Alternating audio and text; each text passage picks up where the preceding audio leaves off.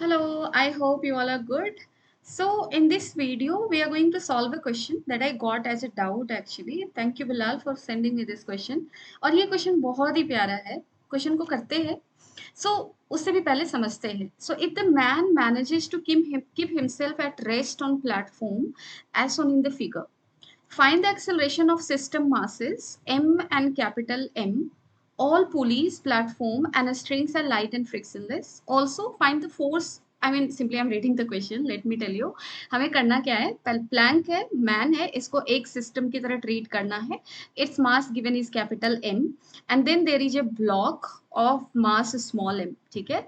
और I mean, this person is holding onto a string. You can see this is the string, right? So when this person is exerting force on this string, क्या होगा? System में tension आएगा और वो tension तुम्हारा इस string से इस पुली को भी ट्रांसफर होगा. So this string will also come in tension. ये स्ट्रिंग भी टेंशन में चला जाएगा. तो सबसे पहले आपको यहाँ पे ये देखना है ना, how many different strings are there. If I talk about different different string, तो आप बहुत समझदार हो, आपको दिख रहा होगा. You can see here this is one single string, this is another single string, and this is again another single string. So you are getting three strings, three different strings. Okay, and on first string this person is directly exerting some force. Because of that force it is getting some tension. Which string? String 1. And that tension is getting transferred to string 2 and string 3 also. Why? Because all these systems are connected. है ना, सारे systems क्या है? Connected है. अब चलो एक काम करते हैं, बैकवर्ड ट्रेवल करने की कोशिश करते हैं. Let's say I am talking about third string and let's say tension in third string is T. So tension throughout the string will be same because system is quite ideal. String are inextensible, pulleys are massless and frictionless.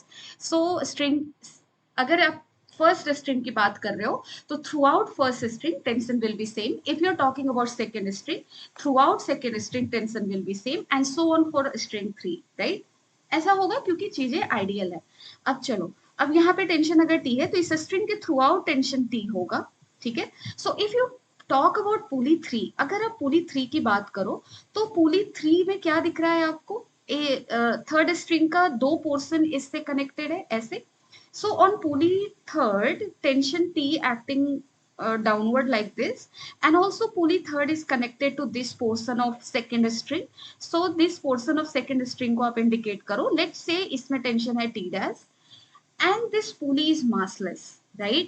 So अगर कोई massless system है और अगर उस पे आप net force लिखते हो तो on massless system net force should be zero, क्योंकि net force को किससे हम equate करते हैं? Mass into acceleration, according to Newton के सेकेंड लॉ से. और यहाँ पे सिंस आपको मास क्या मिल रहा है? जीरो, तो F net has to be zero. It means T dash has to be equal to 2t. ठीक है. तो with this explanation we are getting one thing, and that is string 2 will have how much tension? 2t. And similarly if you draw the FBD of pulley 2, अगर pulley 2 का आप FBD बनाओगे, again you will see this is tension 2t, this is tension 2t. So in this string 1, this small portion of string 1, tension has to be 40, है ना. So string 1 में tension कितना हो गया? 40. string 2 में tension क्या हुआ? 2t. string 3rd में tension क्या था? t. So if person is exerting force of 4t on the first string, t amount of tension is getting transferred to third string and 2t amount of tension is getting communicated to string 2. ऐसा हो रहा है. ठीक है. सो हमने अभी तक किसको डिवाइड कर लिया? टेंशन को डिवाइड कर लिया. यहाँ पे टेंशन क्या है तुम्हारा? 40. और यहाँ पे भी टेंशन क्या होगा? 40. यहाँ पे टेंशन आप क्या लिखोगे? 2t. और यहाँ पे टेंशन क्या है? t. सो ऐसे मैंने टेंशन को डिवाइड कर दिया. इसमें भी टेंशन क्या है? 2t. So like that I have divided. Done it. Now let's write constraint relation between capital mass M and small mass m. How we write constraint? अभी तक मैंने काफी ज्यादा डीप मेथड से आप लोगों को बताया था कि I mean just take the string, take a single string and its length will stay constant क्योंकि string inextensible है, and then we were writing constraint. लेकिन उस कॉन्सेप्ट के बेसिस पे हमने बहुत सारे क्वेश्चंस करे हैं, हमें पता है पुली कैसे काम करता है. So now there is turn to use tricks. तो ट्रिक को यूज करते हैं. और सिंपल ट्रिक क्या है? देखो, सिंपल ट्रिक ये है कि sigma of sigma means summation of dot product of tension and displacement has to be zero. Tension क्या है तुम्हारा, फोर्स, डिस्प्लेसमेंट क्या है, डिस्प्लेसमेंट, फोर्स का और डिस्प्लेसमेंट का डॉट प्रोडक्ट क्या होता है, work done. So basically this is work done equal to zero, कुछ ऐसा है। इसी ट्रिक को हमें यूज करना है। So I will show you कि यूज कैसे करते हैं। जैसे let's talk about man plus plank system is going up with going up by a distance of x1, and let's say small m is coming down by distance of how much, कितना, let's say x2, कुछ भी ले लेते। सो अगर आप क्योंकि हमारे system में यही दो मासेस है ना, और इन दो मासेस पे जो टेंशन लग रहा है that tension is multiple of T basically. ठीक है, कोई भी अलग टेंशन नहीं दिखे, टेंशन है different different but all are multiples of T. So it is convenient to use this trick here. I will show you how. सबसे पहले इसको लिख लेते हैं। सो टी डॉट एक्स आप करो, सबसे पहले आप मैन प्लस प्लैंक सिस्टम के लिए करो। तो मैन प्लस प्लैंक सिस्टम को ऐसे अगर आप लेते हो तो इस पे टेंशन कितना लग रहा है, यहाँ 4t, यहाँ 2t, यहाँ t। So total tension man plus plank system पे क्या है, क्योंकि मैन और प्लैंक का system are connected by 3 strings, एक यहाँ, एक यहाँ, एक यहाँ। टोटल टेंशन आप ऐड करो, 7t टेंशन ऊपर की तरफ लग रहा है और डिस्प्लेसमेंट किधर हो रहा है, x1। दोनों के बीच का एंगल क्या है, फोर्स और टेंशन और डिस्प्लेसमेंट के बीच का एंगल है 0 degree. So this will become 7t into x1। क्योंकि डॉट प्रोडक्ट आप कैसे लिखते हो, ts cos थीटा, ऐसे लिखोगे ना, theta is 0, so cos 0 is 1, this is this plus. Now come to the second mass. Second mass का डिस्प्लेसमेंट है नीचे x2 और सेकेंड मास पे टेंशन जो लग रहा है वो किधर है, ऊपर की तरफ है t। तो यहाँ पे आप क्या लिखोगे, t x2 cos 180। So simple है, माइनस आएगा। सो यहाँ पे है minus T x2 equal to 0। अब देखो ये क्या हुआ, 70x1 is equal to T x2। मैंने बोला ना, जहां भी टेंशन मल्टीपल्स में दिखे सेम वेरिएबल का, you can use this trick. अब यहाँ पे देखो, ये यहाँ पे प्लैंक प्लस मैन के पास जो टेंशन था that was multiple of t, I mean 7 into t, and here it is t। और सेम वेरिएबल होने की वजह से these two t's will get cancelled, है ना। so to the long it is getting cancelled like this, we can use this trick, done है। so 7x1 is equal to x2, यानी कि 7a1 is equal to a2, यानी कि acceleration of 2 is how much, 7 times that of first। ठीक है, चलो अब हम एक्सेलरेशन को निकालते। कुछ नहीं करना, तुम्हें फ्री बॉडी डायग्राम बनाना है, न्यूटन्स के सेकंड लॉ को लिखना है and you have to simply calculate it. So let's do it. m पर नीचे की तरफ फोर्स लगा mg, ऊपर की तरफ tension t, and since it was going in which sense, we have taken in the sense downward sense, right, with acceleration a2। So आप क्या लिखोगे, ये डाउन जा रहा है a2 से। So mg minus t is equal to ma2। Done it, sorted, we are sorted for this। now let's get sorted for this man plus Planck system। so tension क्या लग रहा है, यहाँ पे 4t, यहाँ पे how much it is 2t, और यहाँ पे है t। so total tension acting on man plus Planck system, that is capital M mass पे जो total tension लग रहा है that is 70, and gravitational force acting is mg, it is going up with acceleration a1। so you will write here 7t minus how much, mg is equal to ma1।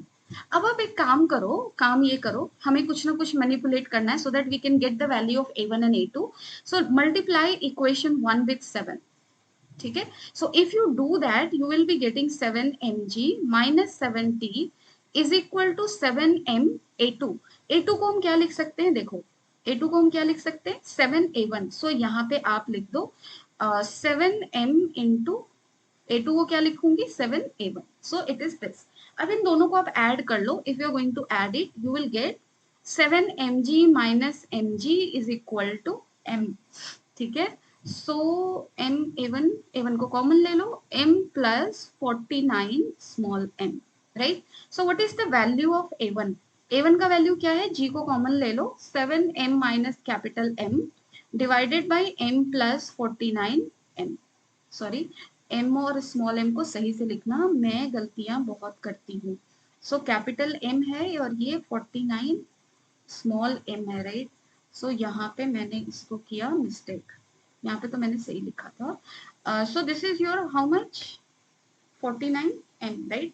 So this is going to be the answer. A2 कितना हो जाएगा? A2 होगा इसका 7 times.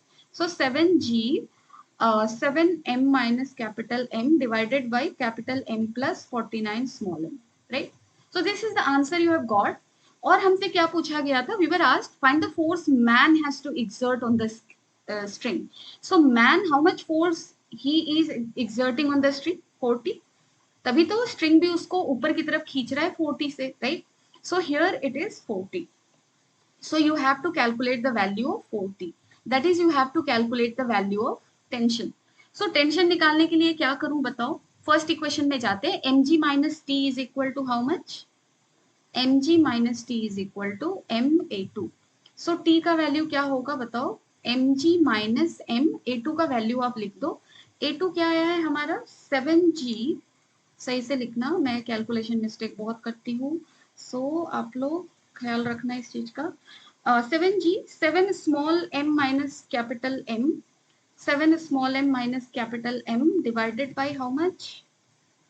Capital M plus 49 m, capital M plus 49 m. अब आप इसको कर दो सॉल्व. अगर आप सॉल्व करोगे क्या आएगा बताओ?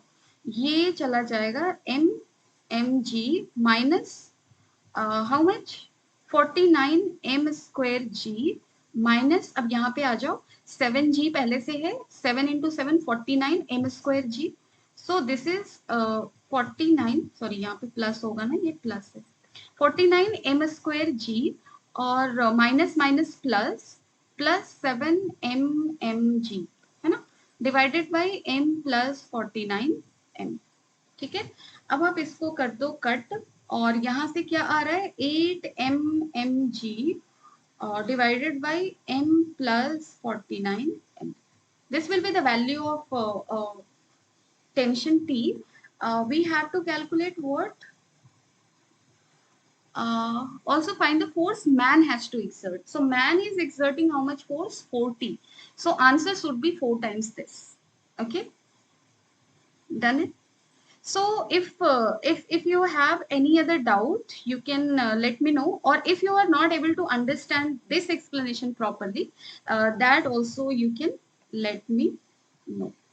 Okay, so I hope, I mean, if answer, when I'm checking the answer is given as this only, the one that I have written here. यही वाला आंसर लिखा हुआ है, but you need to confirm to me, whoever has sent me the question. Bilal, I'm asking this with you कि can you send me the whole question? I mean, क्योंकि answer जो दिया है ना, the answer that you have sent me is this one only, but according to me, if it is asking कि man कितना force exert कर रहा है स्ट्रिंग पे, तो अगर आप man को ध्यान से देखो तो ये 4t amount of force it is exerting, right? So हमें 4t का वैल्यू निकालना है, ना कि t का. So it should be 32 something. You can let me know. Okay, thank you.